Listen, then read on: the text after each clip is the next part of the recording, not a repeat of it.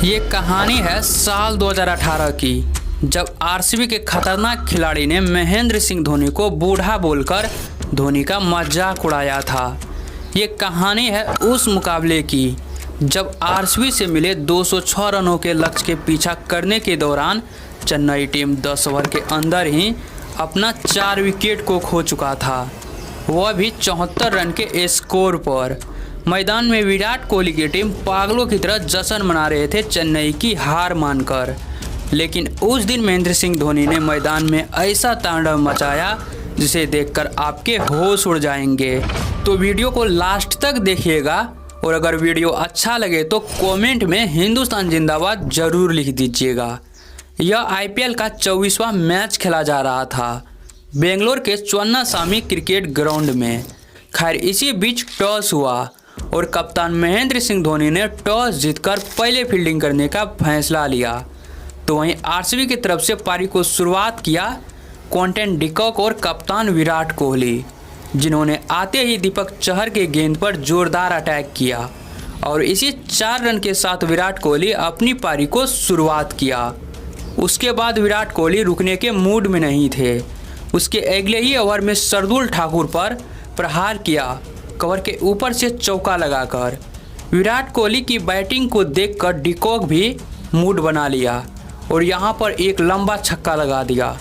De Kock की बल्लेबाजी को देखकर ऐसा लग रहा था जैसे कि कोई पुराना हिसाब चेन्नई के गेंदबाज से ले रहे हैं। बैक टू बैक 2 छक्का लगाकर आरसीबी के स्कोर बोर्ड को 35 रन तक पहुंचा दिया डिकॉक।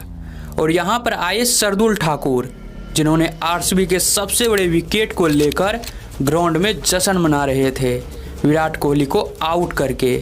लेकिन धोनी के चेहरे पर उदासी साफ साफ दिख रहे थे, क्योंकि आने वाले बल्लेबाज विराट कोहली से भी खतरनाक थे उन दिनों में, जिसका नाम था एबी डिविलियर्स, जिन्होंने आते ही छक्के से अपनी पारी को शुरुआत किया।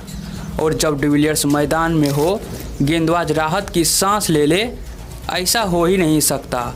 डिविलियर्स और डिकॉक ने मैदान में हाहाकार मचा दिया। ग्राउंड में चौके की बात तो छोड़ो, सिर्फ छक्के की बरसात हो रहा था। क्या इमरान ताहिर, क्या शार्दुल ठाकुर, क्या रविंद्र जडेजा, क्या दीपक चहर, सबको उस दिन यह दोनों बल्लेबाज चुन चुन कर मार रहे थे। ऐसा लग रहा था चेन्नई से कोई पुराना हिसाब ले रहे हैं यह दोनों बल्लेबाज। और यहाँ पर डिविलियर्स ने शार्दुल ठाकुर की गेंद पर ऐसा लंबा छक्का मारा कि गेंद स्टेडियम के बाहर पहुँच गया। और इसी छक्के के साथ डिकॉक अपना 50 रन भी पूरा कर लिया और 12 ओवर तक में आरसीबी के स्कोर बोर्ड को 118 रन तक पहुंचा दिया। एक बार फिर शार्दुल ठाकुर को डिविलियर्स ने टारगेट किया और महज 23 गेंद में अपना 50 रन पूरा कर लिया। यह दोनों बल्लेबाज अपना अपना 50-50 रन बनाकर अब मैदान में और खतरनाक हो गया। मैदान में चौके की बात तो छोड़ो, सिर्फ छक्के की बरसात हो रहा था।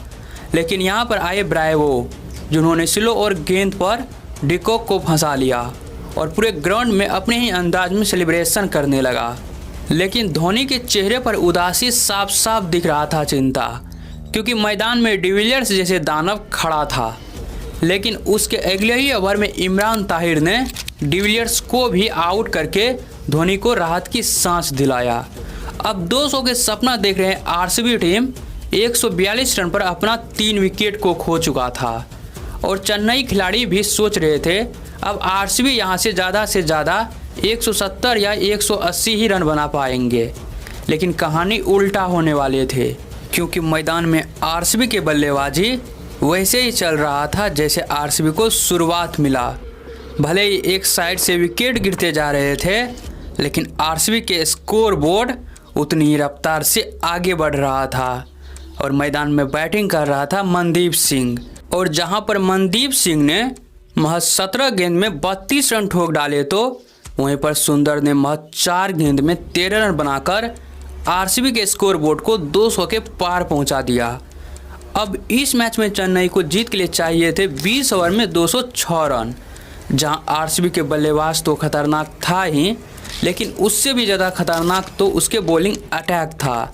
उमेश यादव, मोहम्मद सिराज जैसे खतरनाक गेंदबाज जो अपनी रफ्तार से सामने वाले बल्लेबाज को संभलने का मौका भी नहीं देता था। तो वहीं पर स्पिन का जाल था चहल के हाथों में। खैर इसी बीच चेन्नई की पारी को शुरुआत किया शेन वाटसन और अंबैती रायडू। शेन वाटसन आते ही एक लंबा छक्का लगाकर आने वाले तूफान का ऐलान कर दिया, लेकिन उसके अगले ही ओवर में पवन नेगी ने वाटसन को फंसा लिया सिराज के हाथों। उसके बाद अंबैती रायडू ने मैदान में आक्रामक अंदाज में बैटिंग करना शुरू कर दिया और देखते ही देखते 5 ओवर तक में चेन्नई के स्कोरबोर्ड को 50 रन तक पहुंचा दिया। लेकिन यहां पर आए उमेश यादव, जिन्होंने सुरेश रैना को आउट करके कुछ इस प्रकार से सेलिब्रेशन किया और उसके अगले ही ओवर में चहल ने अपना जाल बिछाया, जिसमें सीएसके के एक और बल्लेबाज को फंसा लिया। यहाँ पर अंबैती रायडू एक छक्का तो मारा, लेकिन एक बार फिर चहल ने अपनी घूमती हुई गेंद पर रविंद्र जडेजा को शिकार बना लिया। अब सीएसके के 4 विकेट गिर चुका था, वह भी 74 रन के स्कोर पर, और अभी भी सीएसके को जीत के लिए चाहिए थे 67 गेंदों में 132 रन, और विराट कोहली की टीम मैदान में जीत मानकर उछल रहे थे। अब महेंद्र सिंह धोनी खुद मैदान में आए, जिन्होंने आते ही एक लंबा छक्का लगाकर अपनी पारी को शुरुआत किया।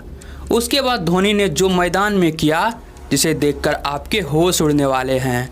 धोनी की आक्रामक बल्लेबाजी मैदान में शुरू हो चुका था और उसके साथ दे रहा था अंबैती रायडू, लेकिन यहाँ पर उमेश यादव से एक मिस्टेक हो गया, यानी कि सेट बल्लेबाज अंबैती रायडू को कैच छोड़ देते हैं उमेश यादव, और उसका नतीजा यह निकलते हैं कि रायडू ने बैक टू बैक 2 छक्का लगाकर विराट कोहली के चेहरे पर उदासी ला दिया।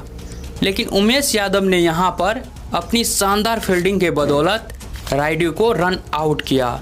अब यहाँ से चेन्नई को जीत के लिए चाहिए थे 9 गेंद में 28 रन, और स्ट्राइक पर था ब्रेवो ने यहाँ पर सिंगल लेकर स्ट्राइक महेंद्र सिंह धोनी को दिया, और धोनी ने यहाँ पर एक लंबा छक्का लगाकर रन रेट को थोड़ा कम किया।